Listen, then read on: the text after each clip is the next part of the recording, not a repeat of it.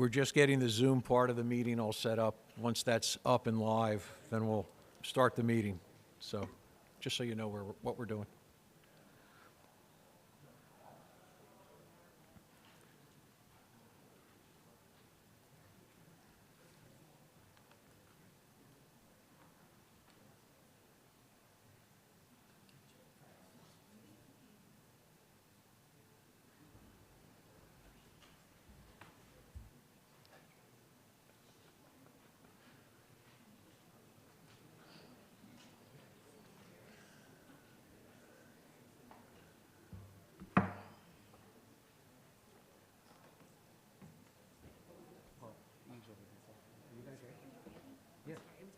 I'm sorry. All good. No. Okay. Welcome, everyone, to the meeting of the Mayor and Council of Princeton. It's November 14th, 2022, and we'll start the meeting with our meeting statement. Notice of this meeting was provided in accordance with the requirements of the Open Public Meetings Act and state regulations governing public meetings, including the time, date, and location of the meeting, and clear and concise instructions to the public for accessing the meeting and making comments. In addition, the agenda and all related materials were posted electronically and made available to the public on Princeton's meeting portal in advance of the meeting. Thank you. Council President Fraga is going to read the land acknowledgement. We gather today on the land of the Lenni Lenape. As members of the Princeton community, we aspire to show appreciation, respect, and concern for all peoples and our environment. We honor the Lenape and other indigenous caretakers of these lands and waters, the elders who lived here before, the indigenous today, and the generations to come. Thank you. Can we have the roll call, please? Ms. Perrone Lambros, Here. Ms. Niedergang, Here. Mr. Cohen, Here. Ms. Fraga, Here, Ms. Sachs, Here. Mr. Newland, Here. Mayor Frida. Here. Thank you. Can we have the honor guard come in, please?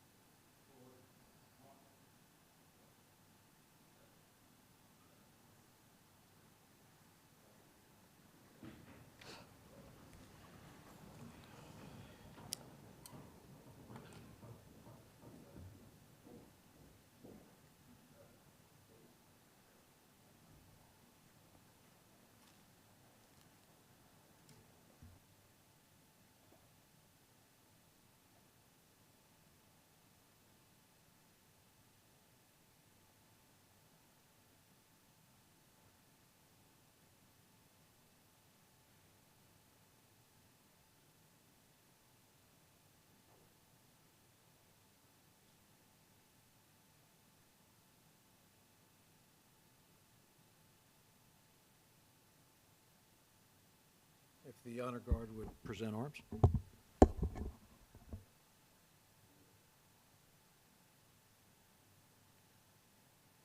All right, please join us in the salute to the flag.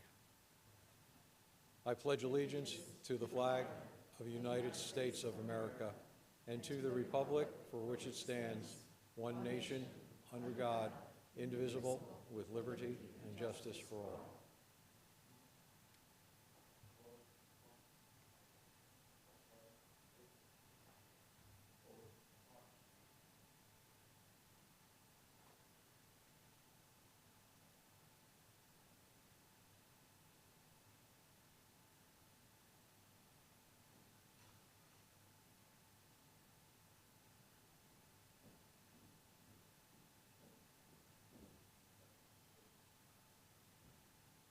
Okay, public, could please sit down.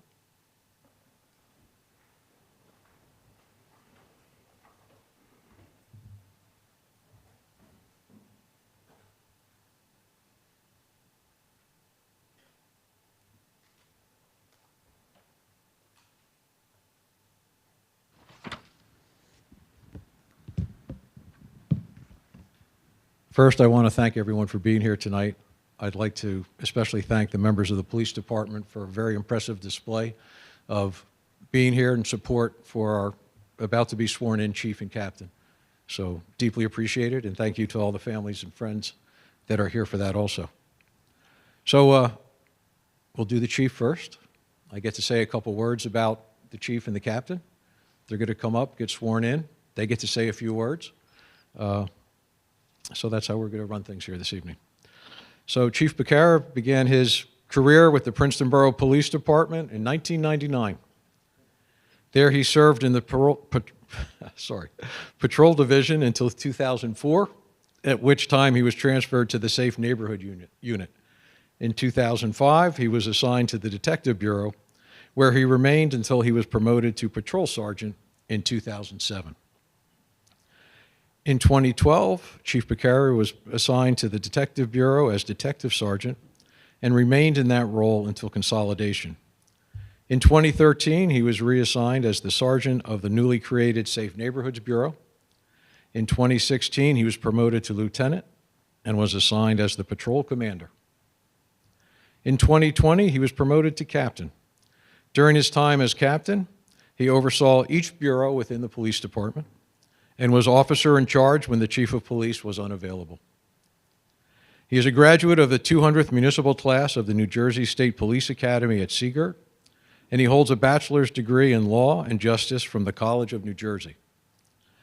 John holds numerous certifications and has been the recipient of numerous awards throughout his career.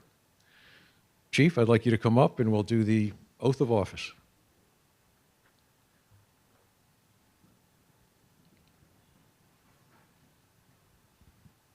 So who's going to hold the...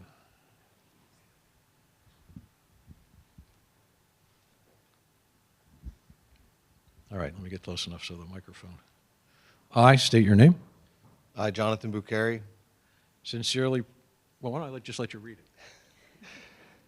sincerely profess and swear that I do and will bear true faith and allegiance to the government established in the state under the authority of the people.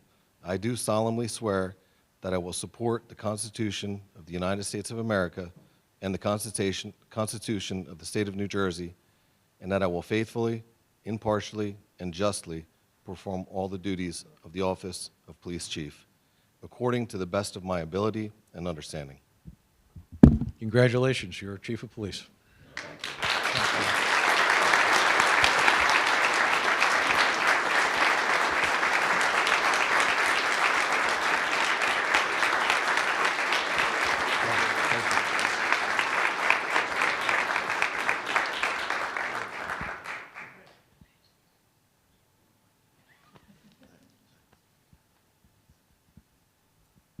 John, do you want to? Yes, absolutely.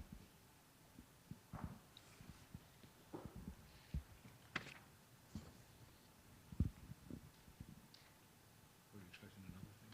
No, this is for Chris. Okay. Do you want to do it or do you want me to do it? Me to read? No, you want to Okay, yeah, sure. Sure. Captain Christopher Tash began his career with the Princeton Borough Police Department in January of 2000, where he was assigned to the Patrol Bureau. While in the Patrol Bureau, he served as a field training officer and was assigned to the Safe Neighborhood Unit. In 2006, Captain Tash was assigned to the Detective Bureau, where he also served as a juvenile officer. In 2010, Captain Tash was promoted to sergeant and supervised a patrol squad. In 2016, Captain Tash was assigned to supervise the Safe Neighborhood Bureau, and in January of 2017, he was assigned to the Detective Bureau as a detective sergeant. In April of 2017, Captain Tash was promoted to lieutenant, where he oversaw the department's Detective Bureau, the Safe Neighborhood Bureau, Traffic Safety Bureau, and Communications Bureau. Captain Tash is a graduate of the New Jersey Criminal Justice Police Academy and the Somerset County Police Academy. Captain Tash is a graduate of the West Point Command and Leadership Program and holds a Bachelor of Science degree in Criminal Justice from the Richard Stockton University of New Jersey and a Master's degree in Administrative Science from Fairleigh Dickinson University. Prior to his law enforcement career in Princeton, Captain Tash was a state investigator with the New Jersey Attorney General's Office assigned to the Division of Gaming Enforcement and the Division of Criminal Justice. Captain Tash, please come forward to be sworn in.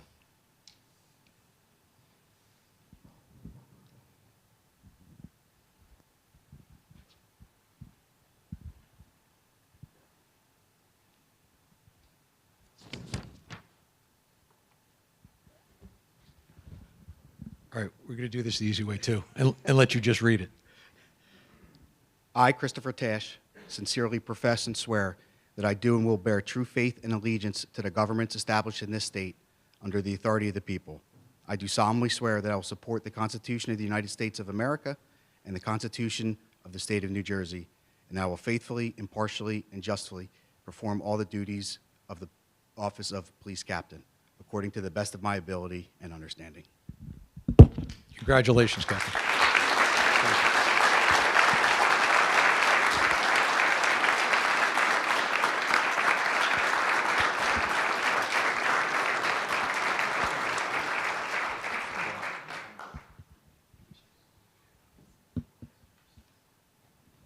Hang on to that.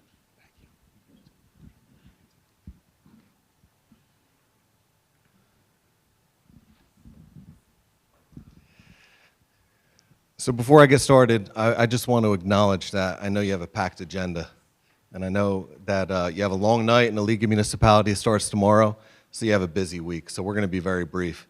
But I'd be remiss if I didn't thank you all for your leadership and support. In today's day and age, policing is evolving, it's changing every day, and to be quite honest, without your support and without your guidance, our job would be nearly impossible. So from the bottom of my heart, and I speak for the department, when we thank you all for that. To the men and women, I apologize if I get emotional.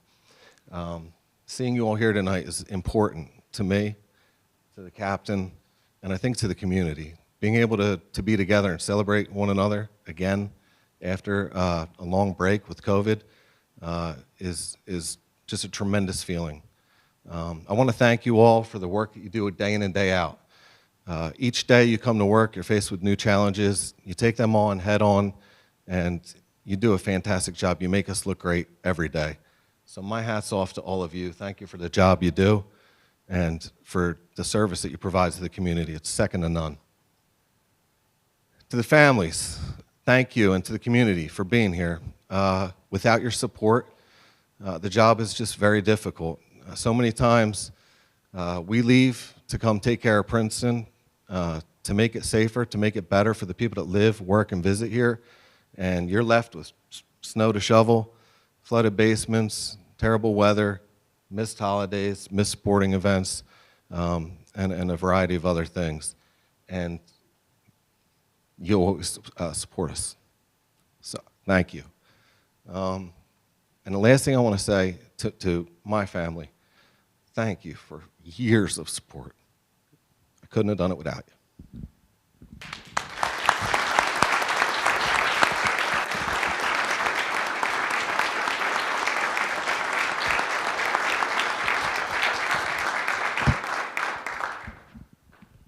That's going to be kind of hard to follow, but I'll try. I'll do my best. I'm just going to echo some of the chief's, some of the stuff that he said. I want to thank Mayor and Council for carving some time into your meeting tonight to have this. As you can see, we have a lot of people here. This is really great. I think the last time we did this was maybe 4 years ago, so it's really good to be back here. I really appreciate that, giving us the time. To my family, Michelle, Ryan, Colin, who's here, thank you very much. Really appreciate you coming. Love you guys very much. My daughter is a junior at the University of Connecticut. She's not here, but she's watching, so wherever the camera is. Hi, Meg. I love you, kiddo. And then I also want to address the men and the women of the department that are here and who are watching, who couldn't come, who are working. Thank you very much. We get recognized consistently in the state as being one of the most premier progressive police departments in the state, and that's really a testament to all of you and all the hard work you do, and I really appreciate it. Just wanted to say thank you. And then finally, we've been fortunate here in the 10 years of consolidation with the leadership that we've had at the police department. Chief Sutter's here, Chief Morgan, and now we are extremely fortunate to have Chief Bukhari in charge of the department. I'm really looking forward to some of the things that he has planned and where he's going to move the department even further on in the state. So thank you very much.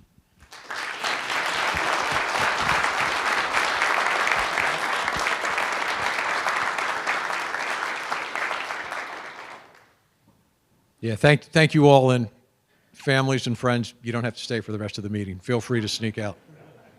Thank you. To the whole department, thank you very much for being here tonight.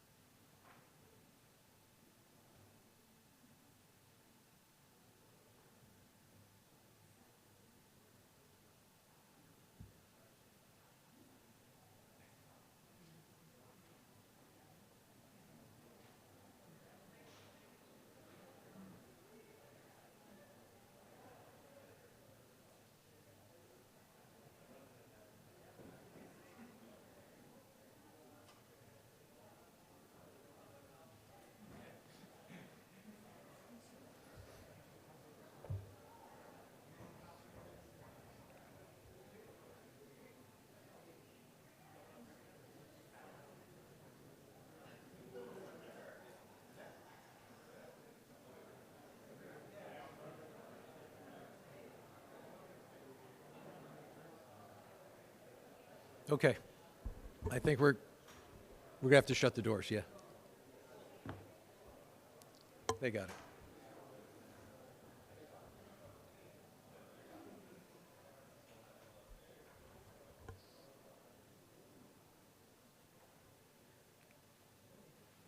Okay, thank you all for allowing us to do that. It was a pleasure. Again, just to remind folks, if you see us staring down at things, we got our iPad with the agenda. We got another screen where we can see what's going on up here. So we're not ignoring you when we look down. We will look up every now and then. Okay, are there any changes to the agenda before we get started here? Eve? I know of a couple, but I think there may be others. There's a couple of resolutions. Eve, we can't hear you down here. Oh. Is that better? Oh, yes. There we go. There's, I think, if I'm not mistaken, we're pulling the presentation on the cap. Is that correct? Okay. In the interest of time, since we all have the League of Municipalities to go to early tomorrow, we are pulling the first resolution, 22392. We're not quite ready with that. And also 22397. So I'm proposing that we set those aside for now. And Okay. I think, David, did you have another? Right, and Or- we're okay, and so we're not doing the special improvement district presentation, Right. and we're not doing the, Oh, really? Yeah, we're not doing that either. We're going to wait to do that on the 28th. okay, so the two presentations are, okay, the two presentations and the two resolutions. Yeah, Okay. Anybody else? Just want to make sure yeah. we're covered. Okay, thank you. So why don't we start with the approval of minutes? We have 10 sets of minutes. I'm sorry. I'm sorry, Mark. I think we are also tabling the introduction of the, I'm sorry, 2020, the the ordinance about the... 2-40. Yes, 2022-40. I don't know if we have to wait until it comes up on the agenda to table it, but that's not ready for prime time either, as it turns out, for technological reasons. Okay, so why don't we just do this? Why don't we, if someone would just make a motion that we're pulling resolutions 22-397, 22-392, ordinance introduction 2022-40, and presentation number 9 and presentation 11. Would someone move that? So moved. Thank you. Is there a second? Thank you, Leighton. All in favor, say aye. Aye. All right, those are all officially off the agenda for tonight. Thank you. So we'll go to the 10 sets of minutes that are on the agenda. Eve has pointed out that she was not here for the August 22nd meeting, so maybe we can do the others, and then that will allow Eve to abstain from that one. Yes, I would like to move the minutes with the exception of the August 22nd minutes. Okay. Is there a second to that? Second. Thank you, David. Moved and seconded on on 9 sets of minutes, leaving out the August 22nd for the moment. All in favor, please say aye. Aye. All right, would someone like to move the August 22nd set of minutes? I'll move it, August 22nd. Thank you, Mia. Is there a second? Second. Thank you, David. All in favor, say aye. Aye. Aye. Abstentions? I'm abstaining. Thank you. Okay, Mark? I'm sorry.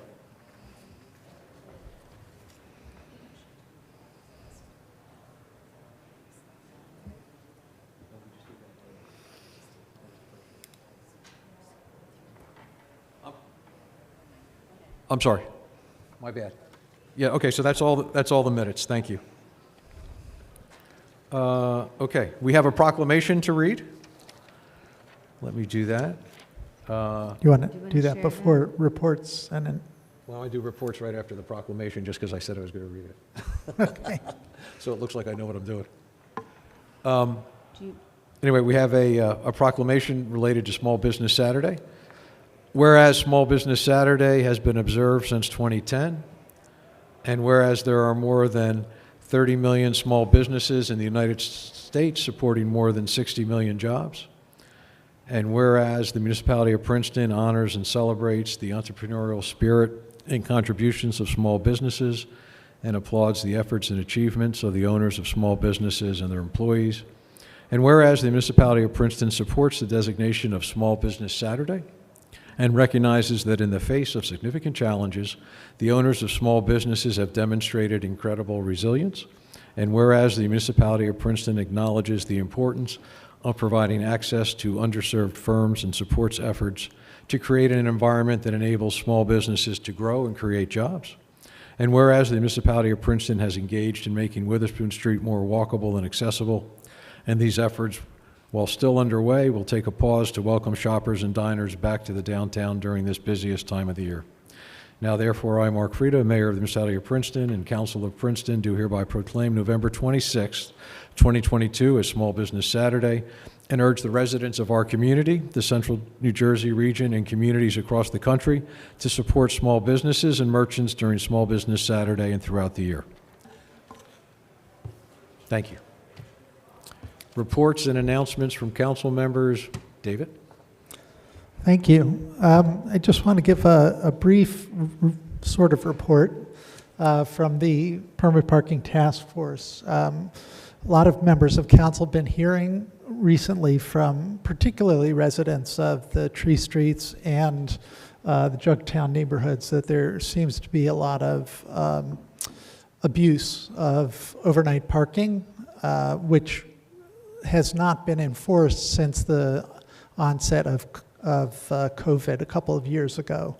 And we had initially recommended going back to enforcement once we had a set of new permit rules in place, but it just feels like we need a little more time to work out the details of the permit regime, and we need to start enforcing the overnight parking restrictions again as a precursor to getting those new rules in place. So the police are very ready to begin enforcing those parking restrictions again. They will spend a few weeks giving warnings to people who are doing so right now so that we don't surprise folks with tickets out of the blue. But they would like a sense from council that we're in support of restarting the overnight restrictions. And so that's why this is sort of a report instead of a straight report, which is I'd like to get a sense from the members of council that everyone supports, or at least a majority of us support restarting the enforcement. Okay, Eve? Yeah, I agree. I think that this is, extremely important. There are neighborhoods that have really been suffering. I am concerned about the communications element, so I think what the thought was, okay, whatever. My recollection when we last discussed this was there would be warnings issued through the end of the year and then enforcement. Is that accurate?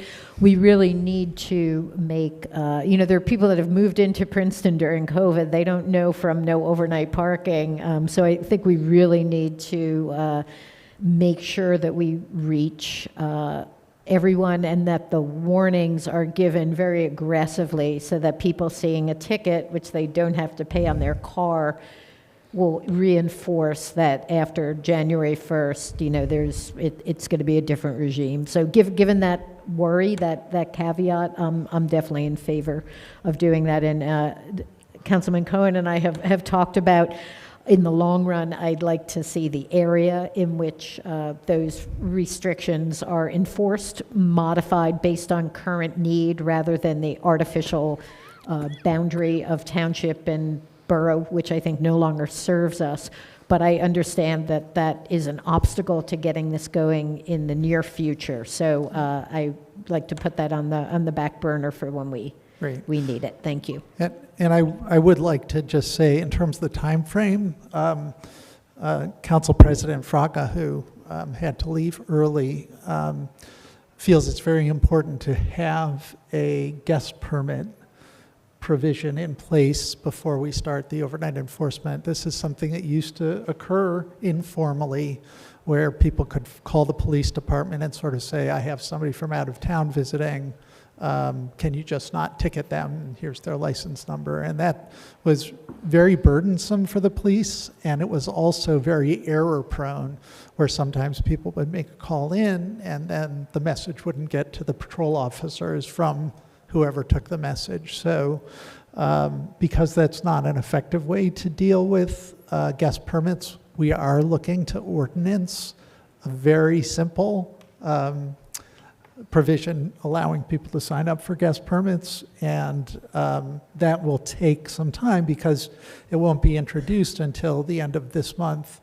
Then it'll be another couple weeks before public hearings. So really the end of the year is the right target time period for starting the enforcement for that reason as well. And just one more quick question, that whatever we ordinance, whatever guest permit we put in place, this may not be the final form. It's just something to enable, to give some relief to people in the neighborhoods that are suffering, and we'll fine tune things. So we'll be looking for public input from whatever system we do put in place, and hope to, improve it and come up with something that really works well. Right. Michelle? Yeah, I agree with that. I think that warning and then enforcing maybe after the first of the year, having some time, is a good idea. I think we talked about that before. I just want to make sure that we're concurrently working on resolving the residents who do not have driveways, how that's going to work in terms of giving them the ability to park overnight and guest permits. So we just need to move forward. Yep. So I'm supportive. Okay. Any other council comments on that item? Okay. Other announcements or reports from other council folks? I'm sorry, Mia? Yes. David, did you want to give Justin's, do you have that Well, handy? I thought I'd defer to you since it's dog related. Okay, hold on. If you want, it's just going to take me a moment to find it. 1 second. I'll do it then. Justin Lesko, the planner, wanted us to just make sure to re-announce something that hopefully everybody's already aware of, which is that on November 30th, from 4 to 7 p.m. at the library, there will be the first public engagement session as part of the master planning process. So anyone who's interested in having input, seeing some of the results from the surveys, the 2 surveys that have been done so far, and giving input and feedback on those results, that's a great opportunity to do it. It's a drop-in type of event, so you're not expected to come from 4 to 7, but we did it over the dinner hour to make it convenient for people who, can't go out at night, can come early. People who are working can come later, and hopefully everybody will feel served. Okay, thank you. Anything else? Leighton? Thank you, Mayor. Yes, just want to let the public know that PSE&G will hold a meeting on Saturday, November 19th. Starts at 9:30, and it should go to around 12 o'clock. It's not really a meeting, but it's an opportunity for all neighborhoods in Princeton and all residents of Princeton to take a look at the underground gas line work that will be installed, to ask questions, to look at site development charts and boards, and to talk with the PSE&G team who will be on site to answer questions that the residents may have. Again, Saturday, 11/19 at the Arts Council of Princeton, beginning at 9:30. Coffee and donuts will be served. Thank you. Thanks, Leighton. Okay, anything? All right. How about public comments for items not on the agenda? If anyone here in the audience or on Zoom has something they want to bring up that's not on the agenda, this would be the time to do that. You have one? You have an item for not on? Oh, staff report, sorry. Okay, let me just finish the public comment thing. All right, nobody here in the room? Adam, in the Zoom world, was there anybody with a hand up? All clear. Okay, great. Sorry, let me back up. How about staff reports? Thank you, Mr. Mayor. Jim Purcell, Assistant Municipal Engineer. I just would like to report on the Witherspoon Street Improvements Project. I know it's quite obvious that we are delayed. The project has faced several challenges over the last few weeks related to utility conflicts, but the first phase is nearly complete. The contractor expects to shut down on December 9th or 10th. I guess 10th is his first day out away from the project. They will return after the first of the year, which is a couple of months earlier than they had planned to return, because they have faced many obstacles. They will be, when they leave on December 9th, the roadway will be open to traffic. The service lane will be open for loading and unloading.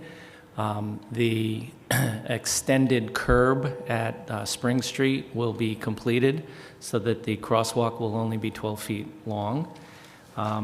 And the remaining work to be done in this area will be to come back and replace the existing sidewalk that is currently being used for pedestrians.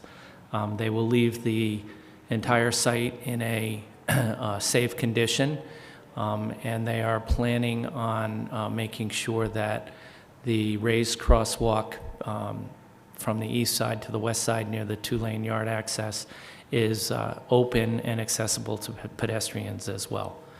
We will work very closely with them to make sure that over the 1 month that they'll be gone, that everything it remains safe and clear for the public's safety.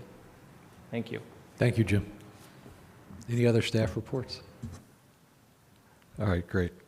Okay, we're going to have a public hearing on ordinance 2022-38, an ordinance by the municipality of Princeton amending the 1-hour free parking regulation in the Spring Street Municipal Parking Garage 7 days per week, and free parking on certain holidays during the Witherspoon Street Improvements Phase 1. So is there a motion on that? David, thank you. Is there a second? Michelle's got the second. Any council comments? Any public comment on this ordinance which extends the 30-minute free parking period to 1 hour? All right, I don't see anybody in the room. Adam, anybody on Zoom? I don't see any hands up. Okay. All right, seeing no one from the public, could we have a roll call vote, please? Ms. Perone Lambros? Yes. Ms. Niedergang? Yes. Mr. Cohen? Yes. Ms. Sachs? Yes. Mr. Newland? Yes. Thank you. Ordinance introductions. Ordinance 2022-39, an ordinance by the municipality of Princeton modifying the provisions of Ordinance 2021-26 pertaining to the expansion of outdoor dining during the COVID-19 pandemic and extending said provisions to November 30th, 2024, public hearing November 28th, 2022. Is there a motion to introduce that? Michelle, thank you. Eve's got the second. Roll call. Ms. Perone Lambros? Yes. Ms. Niedergang? Yes. Mr. Cohen? Yes. Ms. Sachs? Yes. Mr. Newland? Yes. Okay. We had pulled 2022-40 at the beginning of the meeting, so the next one would be ordinance 2022-41, an ordinance by the municipality of Princeton prohibiting the use of public sidewalks for bicycle riding, roller skating, and the operation of skateboards, and amending Chapter 8 of the Code of the Borough of Princeton, New Jersey, 1974. Public hearing will be November 28th, 2022. Is there a motion? David, thank you. Is there a second? Michelle, thank you. Okay, roll call vote. Ms. Perone Lambros? Yes. Ms. Niedergang? Yes. Mr. Cohen? Yes. Ms. Sachs? Yes. Mr. Newland? Yes. Okay, Mia? Yeah, I just wanted to clarify something. I got a bunch of anxious texts and phone messages and emails late in the afternoon, and there seemed to be a perception in the community that this was for the town as a whole. So I think people saw read the title and didn't look through the packet at the explanation. So I just wanted to encourage community members who are concerned to look at the packet. This is just for some selected streets in the central business district that were left out of the original ordinance. This is not for the town as a whole. Thank you, Mia. All right, going to the list of resolutions. The first one is 22393, a resolution of the Mayor and Council of Princeton authorizing a contract with Lilic Corporation in the amount not to exceed amount of $43,850 to complete the asbestos abatement project at the Veblen, God, I can't. Veblen. Thank you. Gosh, I might as well go home. House in the Herrontown Woods. Is there a motion? Mia? Has got the motion, and I'm sorry, and David's got the second. Questions, comments on the motion? Eve? I just want to point out that this is money that, although it's going into helping to remove the asbestos so that the Veblen House can be restored, this money would have been spent even if the original plan, which was to take down the building, had been pursued. So the municipality is not spending extra money on this, but just removing the asbestos, which needs to be done regardless of whether the building is upright or not, just to clarify that. And I have another clarification. I actually don't think, my understanding is that this money was going to be taken from money that was held in escrow from the county. Should we ultimately, when the property was transferred, should we ultimately destroy the building? So it's not actually municipal funds. It was money that was given to us by the county. So, and I also just want to take this opportunity to congratulate the Friends of Herrontown Woods for making it this far and thank them for their ongoing cooperation with the municipality in restoring this important property and the house and all their work in the woods as well. So, Thanks, Mia. Any other questions or comments? Okay, all in favor, please say aye. Aye. Aye. Aye. Okay. 22394, resolution of the Mayor and Council of Princeton authorizing a professional services agreement with T&M Associates in the not-to-exceed amount of $30,000 to monitor the asbestos abatement project at the Veblen House in Herrontown Woods. Is there, Mia's got the motion and Leighton's got the second. Questions on the motion? All right, seeing none, all in favor, please say aye. Aye. 22-395, resolution of the Mayor and Council of Princeton authorizing a professional service agreement with Christopher K. Kutosis, I have no idea, and the firm of Dasty, Murphy, McGrudkin, Yulke, somebody in Connors to service as municipal prosecutor and assistant municipal prosecutors for the remainder of 2022 for the contract amount not to exceed $10,800. Is there a motion? Leighton, thank you. David's got the second. Questions on the motion? All in favor, please say aye. Aye. Aye. Aye. 22-396, resolution of the Mayor and Council of Princeton authorizing a professional services agreement with Jeffrey I. Rubin to serve as conflict municipal prosecutor for the remainder of 2022 for the contract amount not to exceed $10,800. Is there a motion on that? David, thank you. Is there a second? Eve, thank you. Questions or comments on the motion? All right, seeing none, all in favor, please say aye. Aye. All right, we're going to 22-398, resolution of the Mayor and Council of Princeton authorizing purchase renewal of Microsoft Office 365 from Software House International, SHI, for 3 years under New Jersey Cooperative Purchasing Alliance contract not to exceed $105,868 per year. Total amount $317,604 for 3 years. Is there a motion? David, thank you. Michelle's got the second. Questions or comments? All right, seeing none, all in favor, please say aye. Aye. Aye. 22-399, resolution of the Mayor and Council of Princeton authorizing a professional services agreement with WSP USA in the not-to-exceed amount of $63,300 for the design and permitting of rectangular rapid flashing beacons at the intersection of Route 206 with Mansgrove Road and with Herrontown Road. David, thank you. Mia's got the second. Questions or comments on the motion? All right, seeing none? It's a good thing. Yeah. It's a great thing. Go ahead. I'll just comment that these are both locations that either, in the case of Mansgrove, we've had a lot of requests from residents who will be well served by this. In the case of the Herrontown crossing, you know, right now it's a primary route actually for safe pedestrian access from Griggs Farm, and it will also be an important pedestrian route for people who reside in our new affordable housing development on Herrontown Road to get across the street to some of the commercial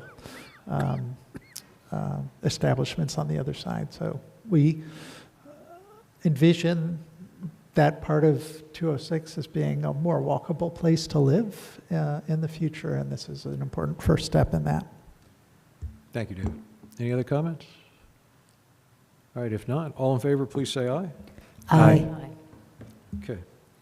22-400, resolution of the Mayor and Council of Princeton authorizing the award of a contract with Interstate Waste Services of New Jersey, Inc., for option number 1, solid waste and bulk waste collection utilizing contractor-supplied 64-gallon carts for a 5-year term, not to exceed $1,211,106 for the first year, February 1, 2023, through January 31, 2024. Is there a Eve's got the motion? Is there, Leighton's got the second?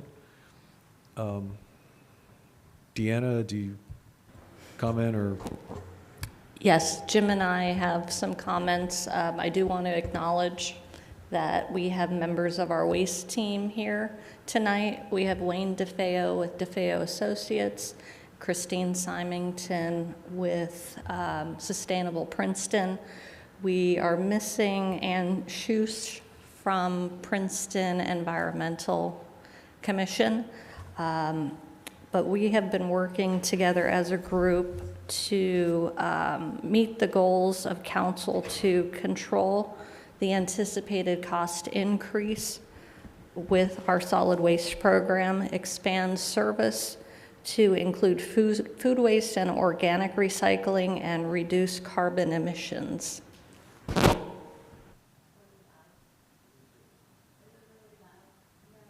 Good. Sorry about that. It's very loud to me. The strategies that we were employing to meet these goals included including the provision of carts in the solid waste bid specification to contain, literally and figuratively, the amount of waste that could be disposed of under our municipal residential collection program. The use of carts allows for a more automated service in Princeton. As we saw over COVID, our costs were increasing.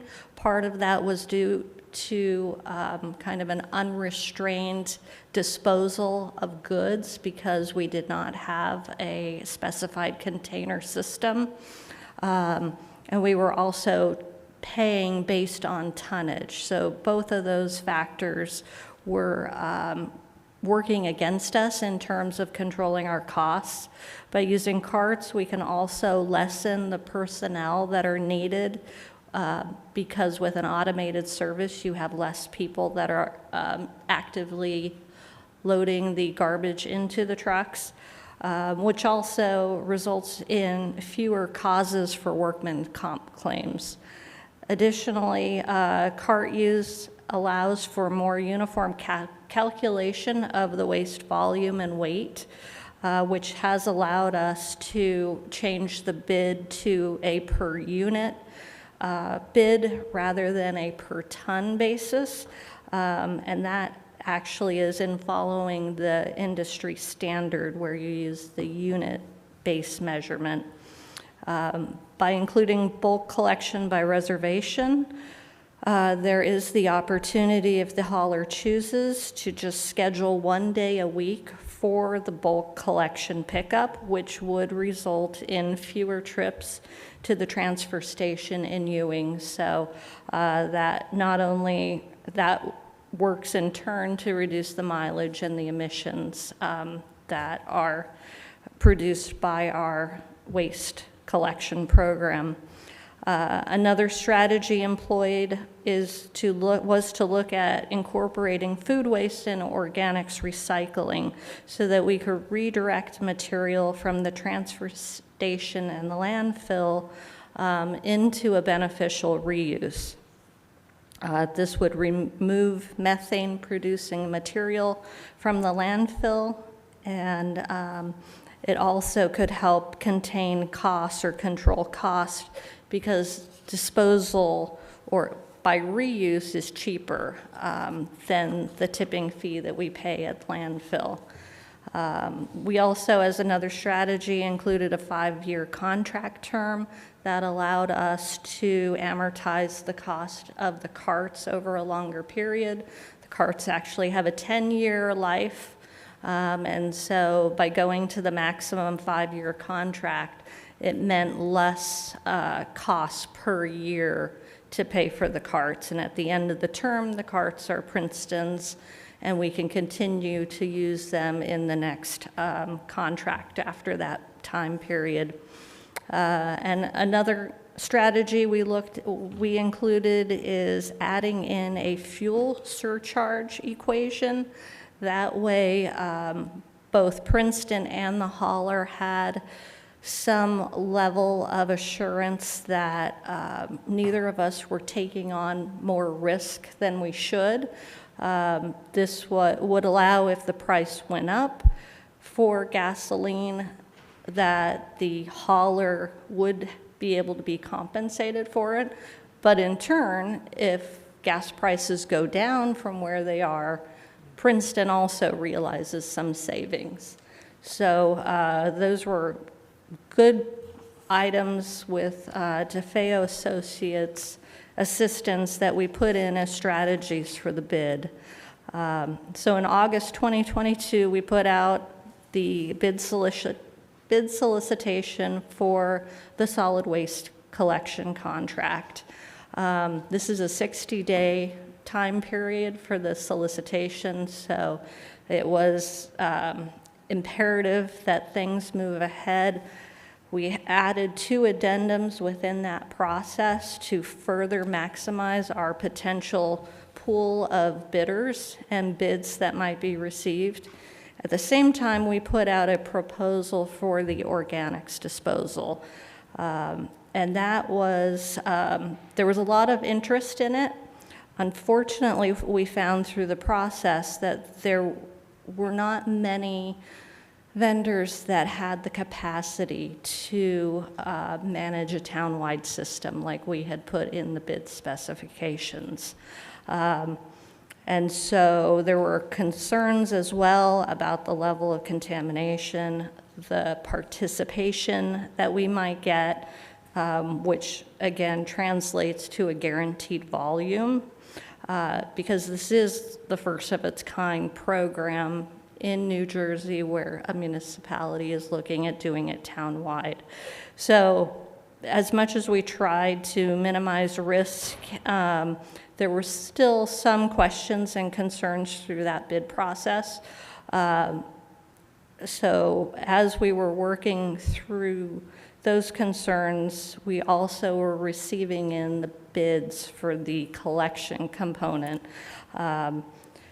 We only received 1 bid, and that is from IWS, who is our current hauler.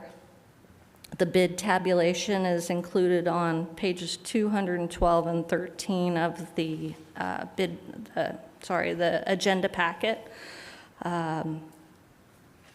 When we considered the bids and the proposal that we had received on the organics recycling, the waste team considered the following items. The organics collection cost of $1.1 million per year is not sufficiently offset by savings in disposal fees.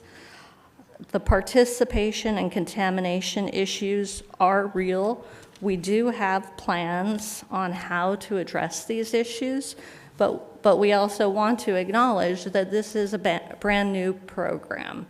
When we operated the pilot program, we still had contamination during that program, and those were the people that subscribed to and paid for the program.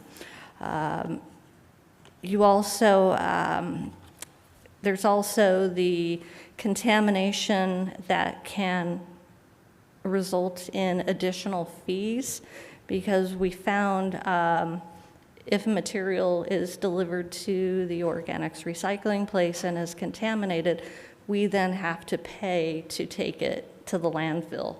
So there's extra costs involved with that. And again, the materials accepted by recycling varies per company.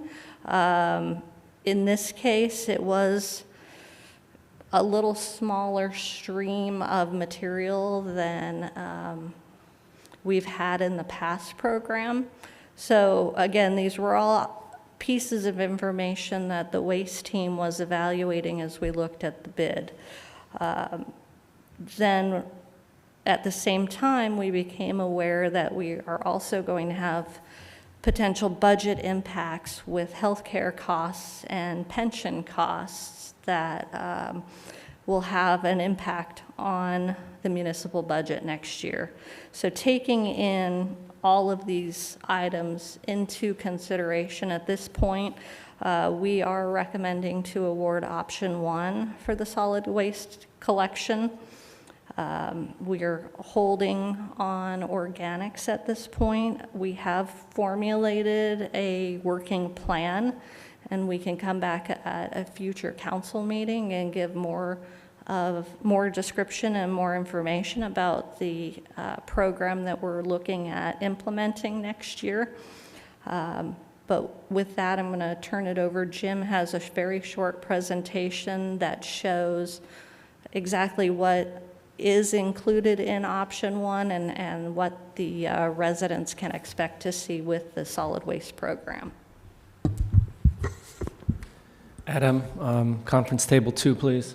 Well, thank you. Very quick.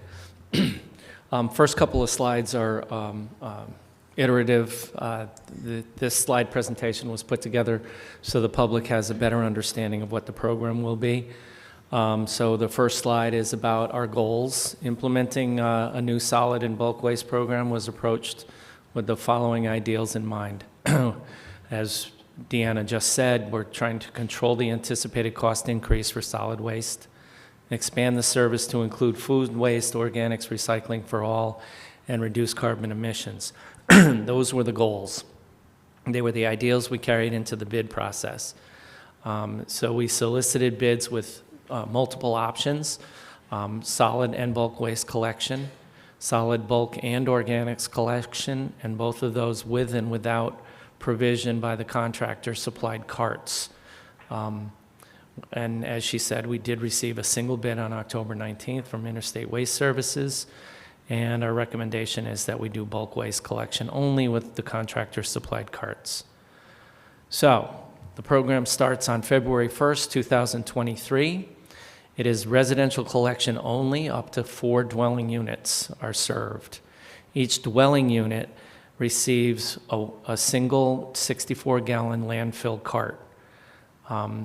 There are a number of homes in Princeton that contract separately with haulers to have backyard collection service. Our service will be carts at the curb. So most residents will have to bring the cart, it's a wheeled cart, out to the curb. But if you want a backyard collection service, as some people have, you can contract directly from Interstate Waste Services. We solicited within the bid a set price for that service so that everyone receives the same, or pays for the backyard service for the same fee. Bulk waste collection, again, is by reservation only. Reservations will be made online at the municipality's website or by email or by phone. As Deanna said, that's so that we can limit the amount of miles traveled in order to pick up the bulk waste. Currently, every mile of road in Princeton is driven looking for bulk waste. Now the hauler will know where to go and can go directly there and possibly set aside a single day for that. And unfortunately, no organics collection will be taking place at this time. As Deanna just said, we are looking at a program. So for the public, you will receive a new 64-gallon cart. They will be delivered before February 1st.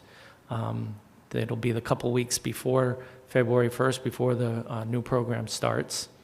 Carts are fitted with an RFID, which is a radio frequency identification chip.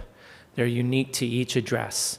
One of the benefits of that is that if a cart gets stolen or lost, we can track it down. We also can track our hauler to make sure that they are picking up on certain streets at certain times. And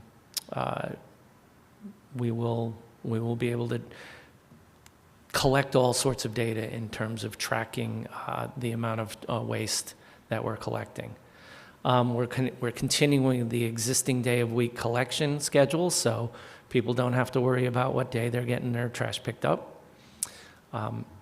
Where we do not have on-street parking, the service will be fully automated, which means the vehicle will pull up. There'll just be a driver, hopefully, only one person, which is a cost savings. Pick up the cart with an arm and dump it in. Where we do have parking on the street, we will have to have a semi-automated service where a second worker will bring the cart out to the street where it then can be picked up and dumped into the truck. We will not be picking up loose or bagged trash. That's an important thing. Currently, our haulers pick up whatever trash is on the street. It has to be in the cart. So if it's not in the cart, it will be left behind. If you think that a 64-gallon cart is too large, we will have 32-gallon carts available to swap. There will be no fee for that. If you When we first start the program, you can call the municipality and say, this is too big a garbage can, I need a smaller one, we will swap it out for you for no fee. If you think that 64 gallons is not enough, you can lease a 64-gallon cart from the municipality, and you will pay an extra annual fee that is expected to cover part of the cost of disposal, the tipping fee. Because if you're generating more waste, you're generating more cost for the municipality.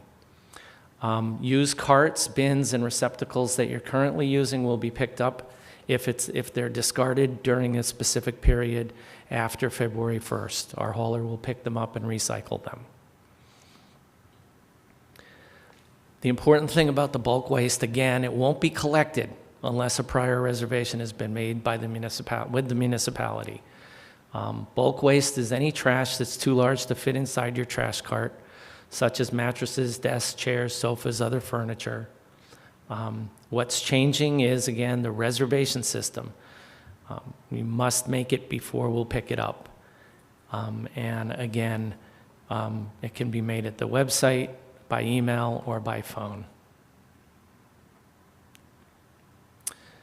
We have discussed, every time we've discussed the waste collection program, we've discussed how we're going to have education and outreach and a strategy so that everybody understands the program. We've worked our way through awareness and consideration. We're getting ready to implement the next side of the education piece, which is conversion, trying to convert everybody to be compliant with our program. So you will be seeing more email newsletters, social media, postcards, and things like that over the next several weeks. And then once we get closer to February 1st and onwards, after February 1st, we'll be working to create more and more support for the program. And if you have any questions, we have a specific website and a specific email. If you go to the Princeton website, you can find our Waste Info website, but we have a specific email for questions, wasteinfo@princetonnj.gov. Thank you. Thank you. Okay, start up here. Any council questions or comments? David?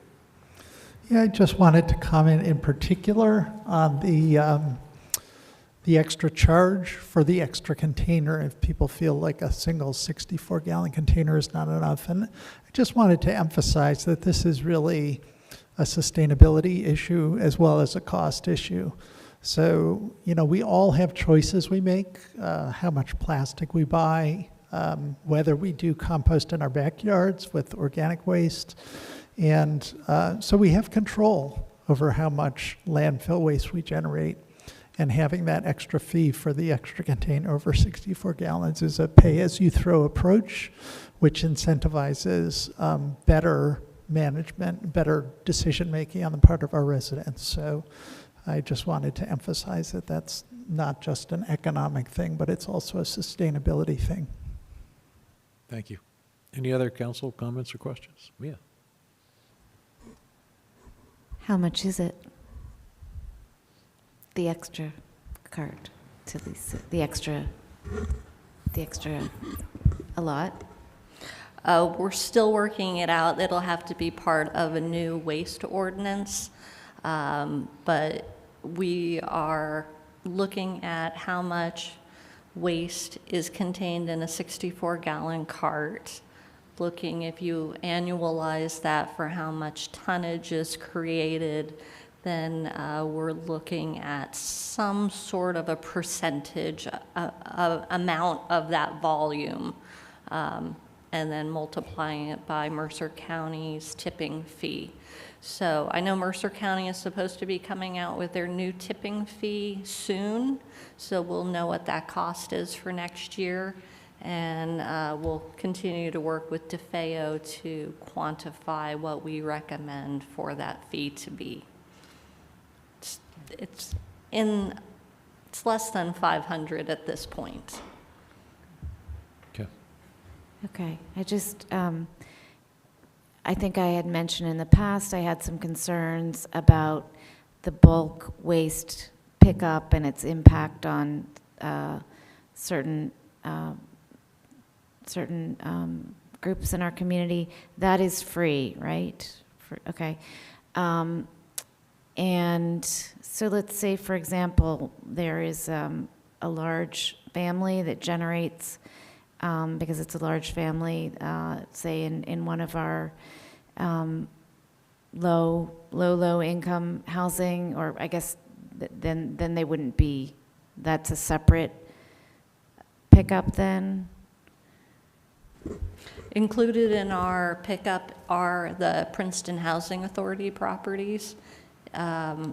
Those are the only affordable housing units that are currently part of the program.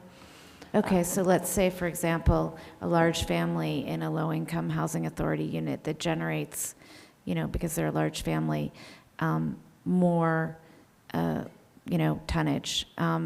Are we going to expect them to spend $500 on an additional receptacle?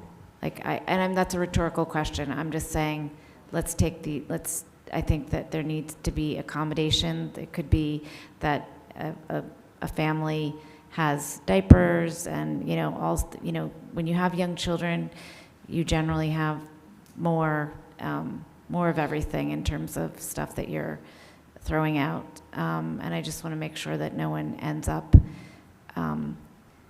feeling uncomfortable in our community because they have no place to put their refuse and they can't afford a receptacle to put it in. Yeah, we are working closely with Princeton Housing Authority, and Wayne's done an evaluation of all of their existing carts that they have on the properties, and we will replace those in kind with the appropriate quantity of carts to manage the waste that they currently have. Great, thanks. Okay. Eve?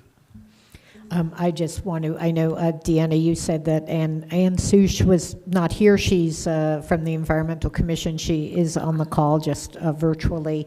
But I also wanted to just take the opportunity to thank you and Ann, and I see Melissa's also. This has been a really long process, Wayne as well.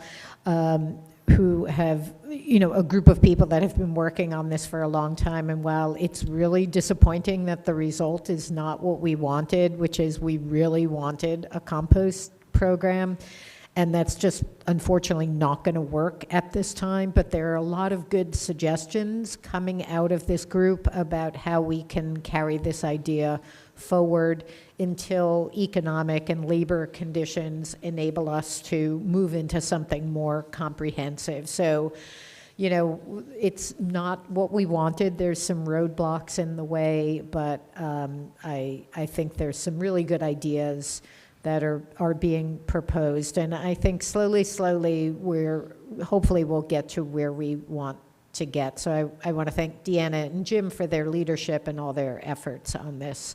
It's been a long haul, and thank you as well. Can I just ask a question? So my understanding was not that we are giving up on the compost program. I think that may not be accurate, Eve. I thought that I didn't say we're giving. We are not going to be doing what we had envisioned originally, which was having a single hauler come around and pick up all our compost the way we had it, the way the trash gets picked up. Right. We're looking at We're exploring other options. Yes, we're exploring. So, thank you for the clarification. Okay. I didn't mean to say we were abandoning it. No, it's just not want to make clear. We're not envisioned. abandoning it. It may not be the ideal of perfection that we had hoped for due to the cost, but we are still very committed to having composting for as many, if not all, of our residents as possible, as soon as possible. So. Yep.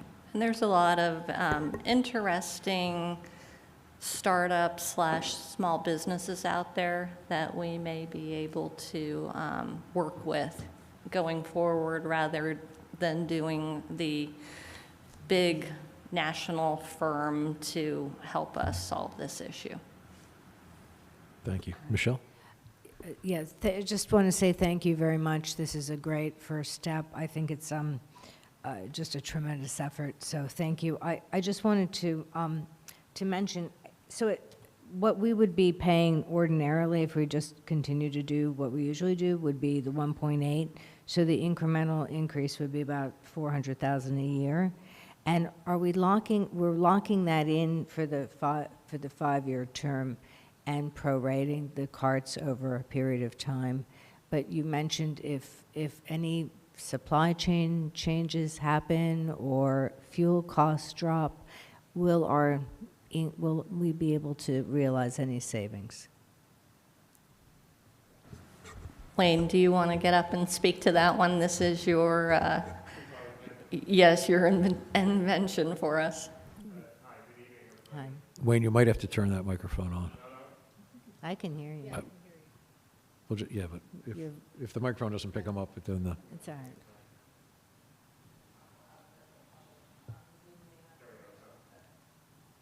Is that better? Yeah. Okay. I don't know if it's better, but at least people on Zoom can hear me. Yeah. And to answer your question succinctly, the fuel adjustment surcharge is designed to control the fuel costs over the 5 years. Right now, if a company is bidding on a 5-year contract with no way to adjust for fuel, they'll bid it based on $10 a gallon for diesel. Right. Because they don't know what it will be in 5 years. So you'd be paying that over the whole 5 years. In this case, they'll be able to adjust the pricing quarterly based on a set standard, which is established by the state. If the price goes up on fuel, you'll pay more. But if it goes down against the base, you get a refund. Okay. And that's how it's designed to keep the costs contained over 5 years, rather than just have a flat bid. If there's risk, which is what it would be without this, you pay the risk. Okay, and that would be the only variable then would be on fuel costs. There's nothing else really variable since we're really purchasing these cards at probably a high premium considering today's inflation and. I'm sorry, is your question, are we paying a premium for the carts? Yeah. Not really. No, okay. Because you have to consider the fact that, number one, carts have a set price. Yes, while there obviously will be a fee associated with financing for 5 years, the contractor and the cart manufacturer are taking care of everything to do with these carts, from assembly to distribution to every single household in Princeton. And they are responsible for helping you with all data collection. So it's really, you're getting a service on top of, plus at the end of 5 years, you own the carts, which have a 10-year warranty. So you will have another 5 years. In fact, if I were amortizing this using a full cost accounting method, I would do it over 10 years.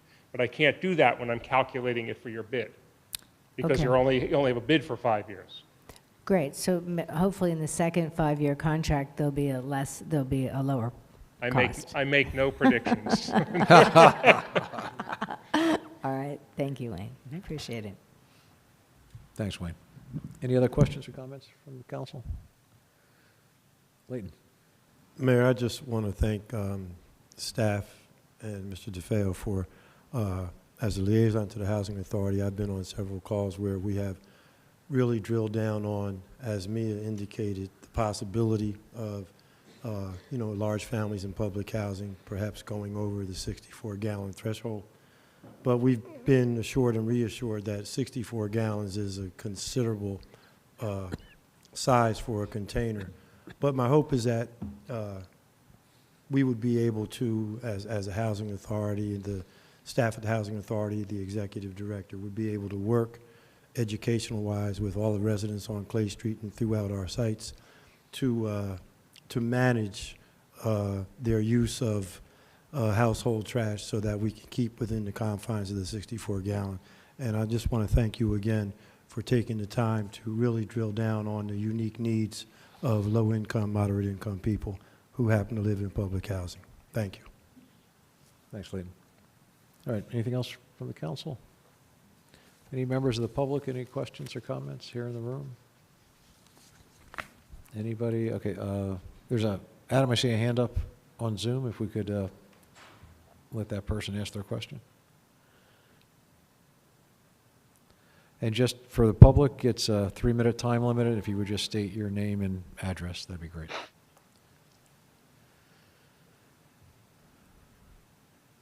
Can you hear me? Yes, sure, go ahead, thank you. Hi, my name is Marty Lyons, 105 Montedale Drive, Princeton. I just have a question. Presently, I'm looking at the trash regulations, and we're allowed to put out 4 50-gallon containers of trash per week. We're gonna, if I understand it correctly, that's gonna be reduced to 1 64-gallon container per week. Yes. What happens if you generate more than that? You know, not on a regular basis that you would warrant getting the additional 64-gallon container, but is that the only choice you have if you generate more than 64 gallons? Say you have a party or something like that. Is there any exception to have that picked up? One option that my neighbors and I typically use is if somebody generates more garbage, we ask our neighbor if we can put a bag in their can for that week. Otherwise, the other option is keep it in your garage until the next collection period. Okay, that doesn't sound great, but that is a response.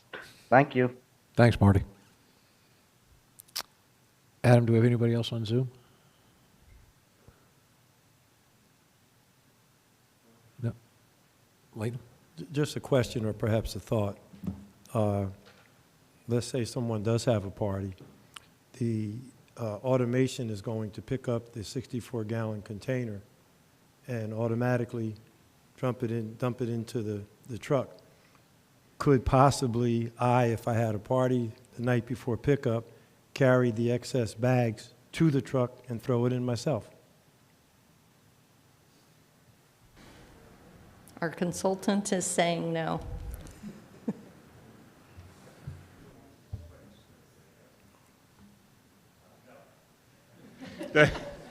For 2 reasons. One, the contractor would be terrified about liability, having you anywhere near one of their trucks.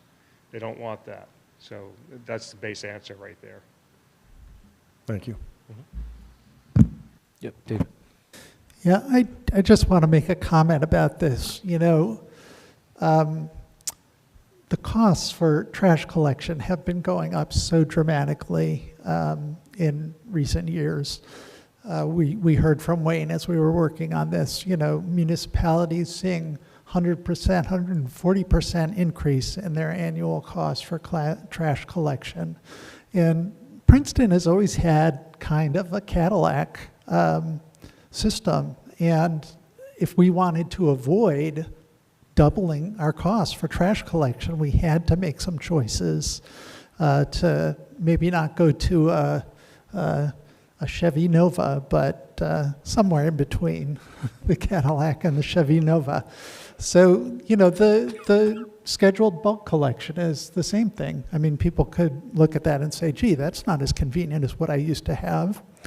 And having 1 64-gallon container is not as convenient as being allowed to have 4 50-gallon containers. But, you know, these are the decisions we have to make to keep costs reasonable. And so I just wanted to make that comment.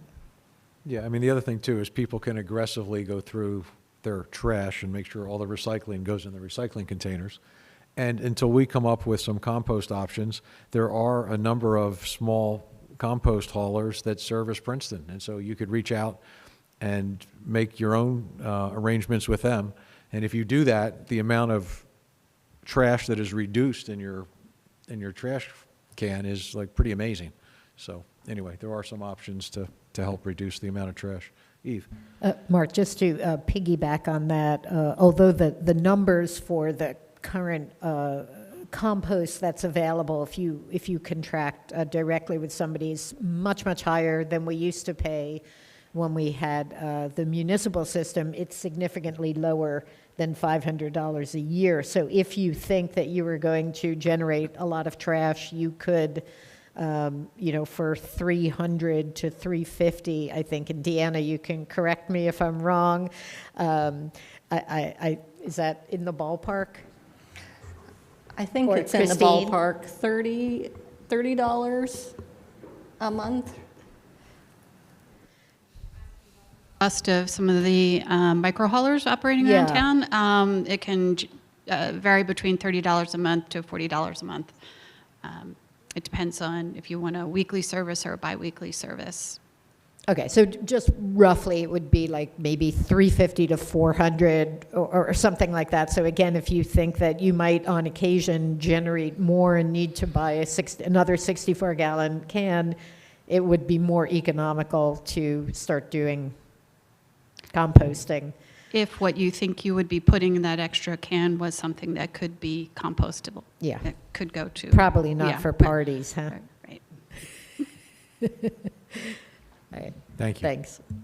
And Okay. while I'm up here, just want to thank Deanna and Jim and the rest of her team, Janice, Jessica, and Melissa, and Shosha. She's been listening. On behalf of my team, it's been great to work with them. We've been meeting almost weekly, trying to hash out these, trying to come up with solutions to help reduce emissions from our waste stream. And I just want to thank them. Thank you. Thank you. Okay, anyone else from the public? All right, great.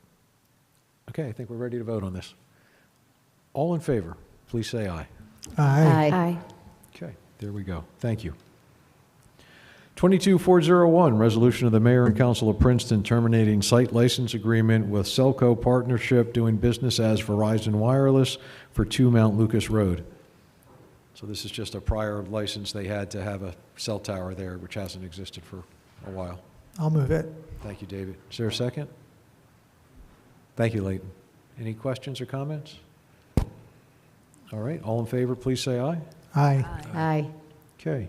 22402, resolution of the Mayor and Council of Princeton authorizing the award of a contract to Jersey Power Sports for the purchase of a 2022 Greenworks electric mower in the not-to-exceed amount of $14,219. Is there a motion? Thank you, Eve. Is there a second? Michelle's got the second. Any questions or comments? I'll just comment, it's great that we're replacing a gas mower with an electric mower, and I hope to see much more of this as the years go on. So thanks for that to the DPW. There we go. Okay. All right. All in favor, please say aye. Aye. 22403, resolution of the Mayor and Council of Princeton authorizing an extraordinary unspecifiable service contract with R&D Consulting for information technology support from January 2023 through December 2023, not to exceed $60,000. Is there a motion? Mia, thank you. Is there a second? Thank you, David. Questions, comments on the motion? I'm sorry, Leighton? Excuse me, who Just not sure. seconded it? Just not sure what this is. Sure. Jeff or Bernie, First- do you want Can I ask the question? Who's second? to? David did. Okay, thank you. R&D, oh geez, this is loud. Hot mic. R&D provides some of the more specialized networking support for IT. They've done some workforce evaluations and identified that they basically fit the need for an additional personnel performing some of those specialized services. R&D provides a number of different municipalities with IT support. So in Princeton, they essentially take some of those best practices and then employ them here. So they've been a good partner for IT for a number of years now, and they kind of fit into a lot of the larger projects that Phil, the director, needs support on. Yeah. Thank you. Yeah, and I will say I know this year they helped quite a bit with the improvements to this room so we could do the hybrid meetings and everything. So they do a lot of stuff with the networks and the servers and et cetera. All right. Any other questions or comments? If not, all in favor, please say aye. Aye. Aye. Okay.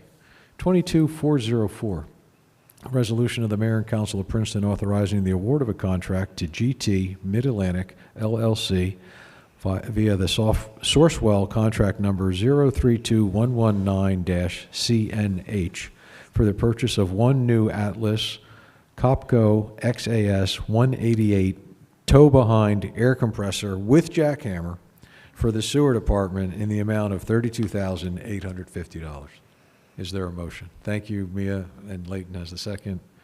Questions or comments?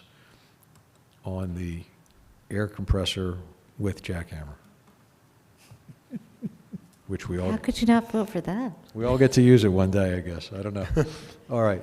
See, I'd like to just note that this is apparently replacing a piece of machinery from 1989, which I think just has to be memorialized for the record. I don't know if we have anything older. we tend to get our money out of our equipment. All right. All in favor, please say aye. Aye. 22405, resolution of the mayor and council of Princeton authorizing amendments to the Mercer County at Play grant application for $500,000 for the improvement of Hilltop Park and amending resolution 19-90. Is there a motion? Thank you, Michelle. Is there a second? Sorry, Mia seemed to be the quickest on that one. Questions or comments? David? Yeah, I don't know, Evan, if you saw, I had emailed you towards the end of the afternoon, but the one question I had about this, it didn't mention the lights for the field, and then as I thought about it, I realized, you know, this tells us what was being added to the original plan, but it didn't really talk about what was taken out. And I know the turf field obviously is taken out, but I thought there were some parking lot improvements maybe that were in that have been taken out. Can you just talk a little bit about what from the original proposal is removed and what is still in? Yeah, in a nutshell, it's the turf field, and we were also going to put lights on the soccer field where there currently are not lights. That's being removed. So those are the two big things. The parking, we never finalized anything. We had discussed that as part of that project. We never got far enough down that road, and we're not going to do it as part of this part of the project. It's still something we're looking at, the parking, ways to improve it in the future, but it won't be part of this. This is just amending that the current resolution that called for the turf field with lights on the new lights, and amending it to reflect our new intention to do the inclusive playground, the batting cage. The relamping of the existing lights will come separately. That's not, that won't be under the scope of what the Mercer at Play grant money will go for. That'll be accounted for separately under funds that have already been earmarked for Hilltop improvement. Okay. Yeah. Great, thanks. Michelle? Okay, yeah, so I just want to thank Evan, his staff, the team at the Recreation Commissioners have all really worked hard to come up with this really great plan. And I just wanted to, remind everyone that this is just the part that is for the Mercer at Play, which is the county money, so that we're doing the resolution on the piece that would be covered. And then there's additional funding that we've allocated as a matching fund and a little bit more that will go to everything else that Evan's just described. So, thank you. Eve? I just want to, Evan, thank you, and thank the rec board and the rec department for taking what was a project that had really substantial opposition in the community and turning it into something so wonderful that I think everyone can get behind. And I know there is still a need for additional fields, and we're going to have to, work on meeting that. But this is just a great resolution to, a difficult problem. So thank you, really. Appreciate you and the rec board and the rec department moving this forward. Thank you. Any other comments or questions? Yeah, Leighton. Yeah, I just want to echo what my colleague said, and thank you for a game-changing situation with regard to playgrounds. We are about inclusivity and diversity and ADA compliance, and this levels the playing field for small children of all ages. And this is it's a good day for Princeton and a good day for our children who will be able to play in a park that is state of the art and gives all kids a chance to have fun. Thank you. It's a great deal. Mia? Ditto to all of the above. All right. Anything else? All in favor, please say aye. Aye. Okay. Thank you all. Thank you. Thank you. 22406, resolution of the mayor and council approving transfers in accordance with NJSA 40A 4-58, current fund appropriations. Is there a motion. David's got it. Mia's got the second. Questions, comments on the motion? Eve?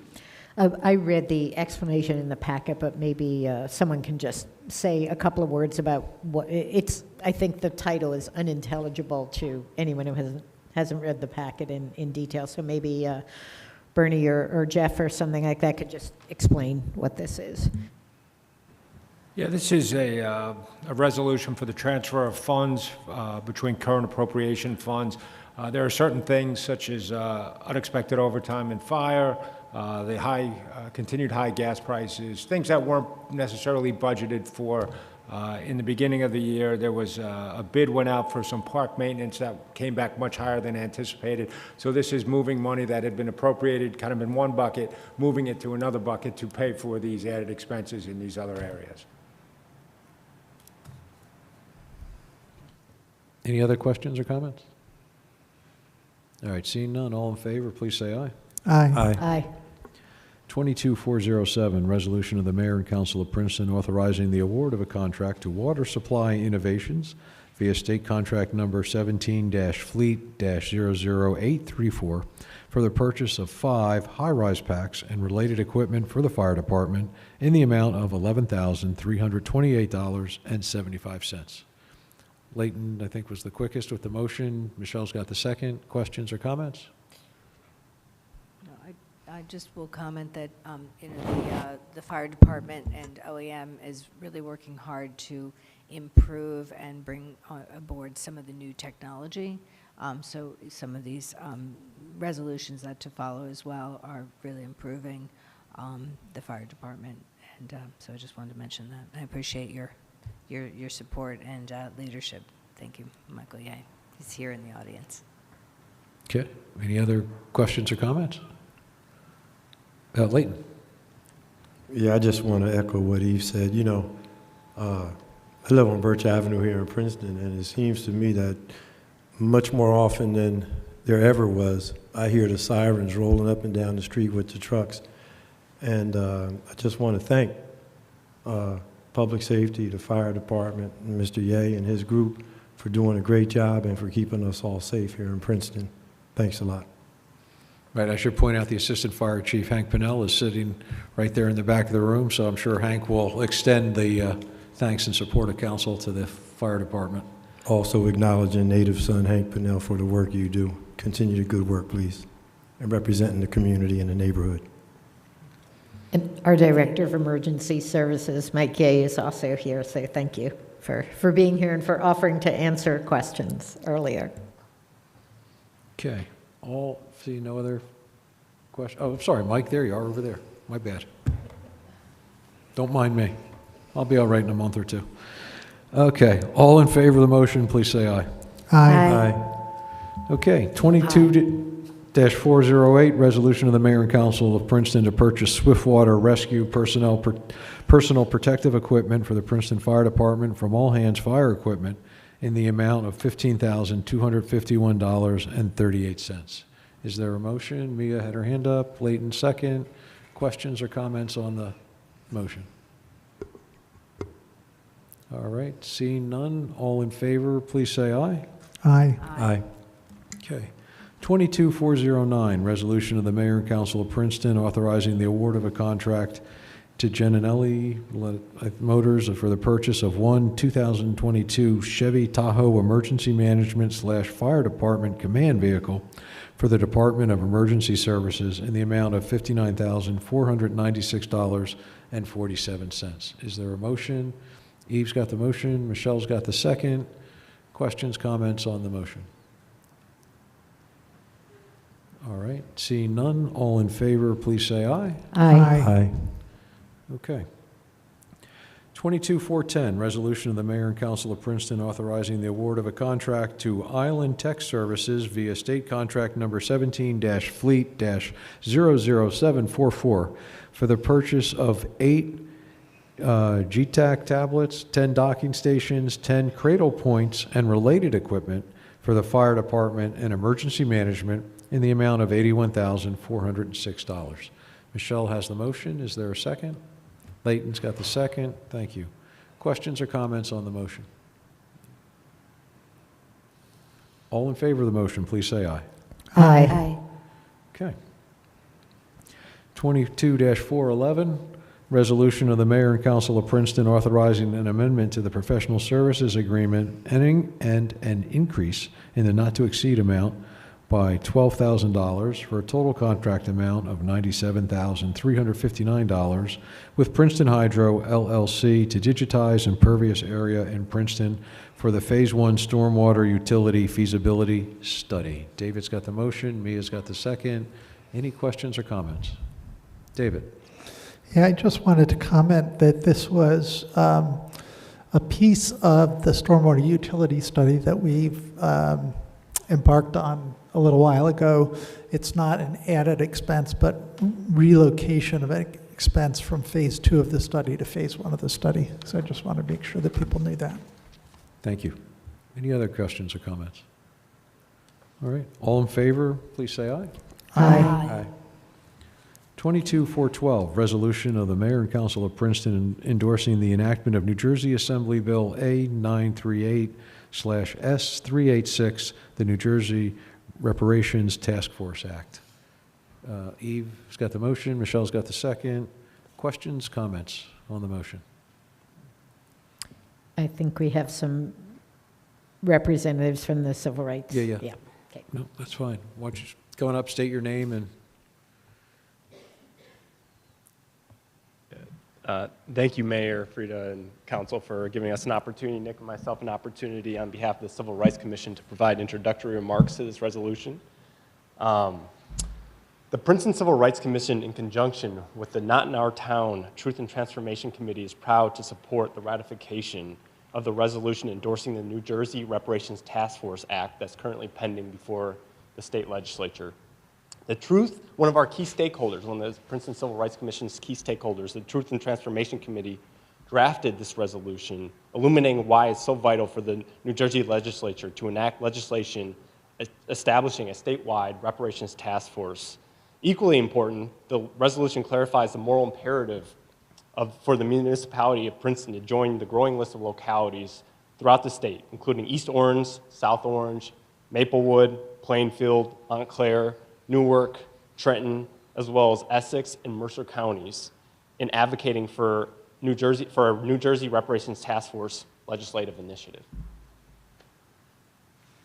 From human enslavement to attempted lynching to enforced racial segregation and the like, Princeton, like every other jurisdiction in this country, has its own complex history with racial inequality and violence against African American citizens. The Princeton Civil Rights Commission empathetically urges the Princeton Council to pass this resolution, and in so doing, take an important step in helping to repair the legacy of racial injustice in the state of New Jersey. And just to state my name for the record, my name is Nick DiDemizio. I'm a commissioner on the Civil Rights Commission. Thank you both. Any other public comment? You take comments here before you take the ones on the Zoom, right? Yep. Okay. Wilma Solomon, 41 TR Place. I'm a member of the board of Not in Our Town, Princeton, and on our committee, Truth and Transformation. One of our board members is going to make a comment on behalf of the board through Zoom. Okay. I just wanted to, and I'm sure I can say this on behalf of the board, but it's definitely on my behalf, that I really send my appreciation to Tommy Parker, the chair of Civil Rights Commission. You know, Tommy's recovering, and he has been a very active and committed advocate for this reparations resolution, as well as, whoops, where'd they go? Oh, Sherrod, who's the vice chair, and Nick, who is the secretary, and just really want to give our thanks and strong appreciation for them. Thank you, Wilma. Anyone else in the room? Okay. Adam, can we go to Zoom? Sorry, I can't see the screen from here, but.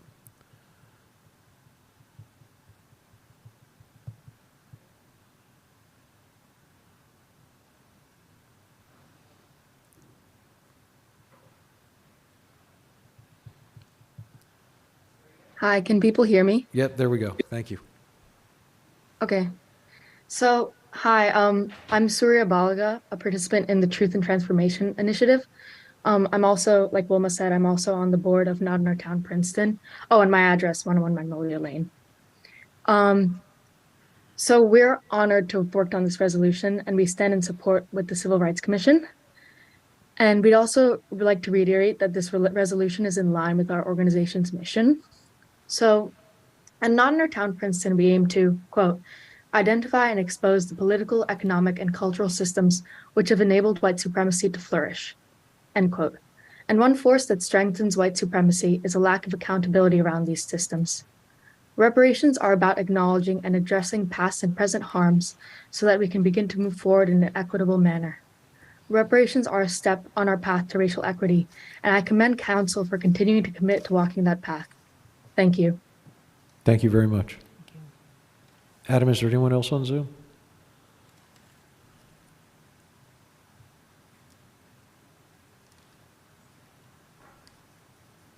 Okay.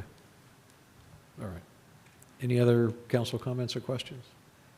I would just like to say to anyone that's listening to the meeting, if you go to the agenda, the resolution starts on page 229, and it's worth reading the entire resolution.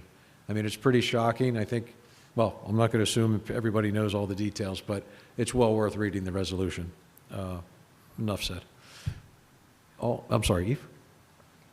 I just want to make a quick comment that although this is the last resolution on tonight's, except for the consent agenda, that it's just so fundamentally important, and thank you to the Civil Rights Commission. I'm sure Councilwoman Fraga, who is with her family tonight, having run the marathon, the half marathon yesterday, has also worked very hard on this, so I want to acknowledge her role. But, thank you to all of you, to Not in Our Town, to the Civil Rights Commission for bringing this forward, and I hope to see speedy action on the state's part in moving this forward, and please let us know what we can do to help.